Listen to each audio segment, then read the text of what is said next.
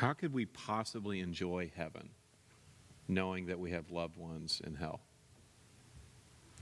Again, if we go to God's script, to his story, the bliss in heaven is so great that we do enjoy God. For one thing, at the last judgment, when we see God as he is, then everything else pales into insignificance, number one.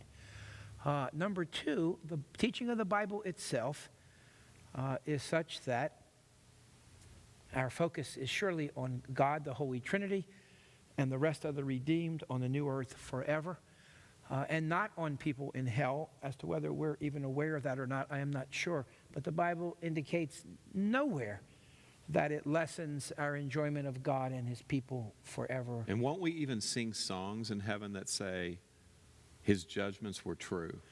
It's interesting, the book of Revelation, which is difficult to understand in parts in terms of some of the details, but yes, there are songs in the book of Revelation that plainly worship and honor God for his righteousness, justice, and truth, even in the judgment of the wicked. This is a great point. Thank you for reminding me.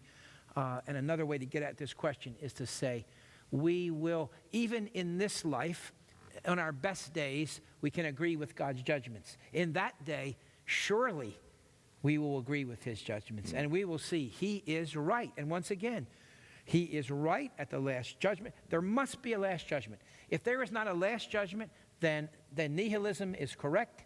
This is a universe of horrors. Nothing matters. Go jump off a building, nothing matters. There is no right and wrong.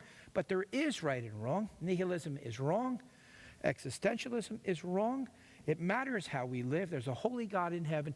There must be a last judgment for God's sake, for him to be eternally and universally acknowledged as holy and just and true and gracious to his people and just to those whom he consigns to hell. And we will say amen to God's judgments in that day.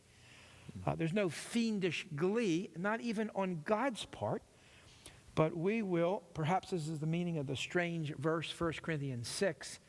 Paul's mad at the Corinthians that they can't handle their own problems. They're taking Christian to court before unsaved pagan judges. And he says, don't you know we're going to judge angels? What in the world does that mean? And maybe you want to cut this part. But the best I can say is it means we're going to say amen to God's judgment of angels. And I was recently blessed to see an actual scholar who said that.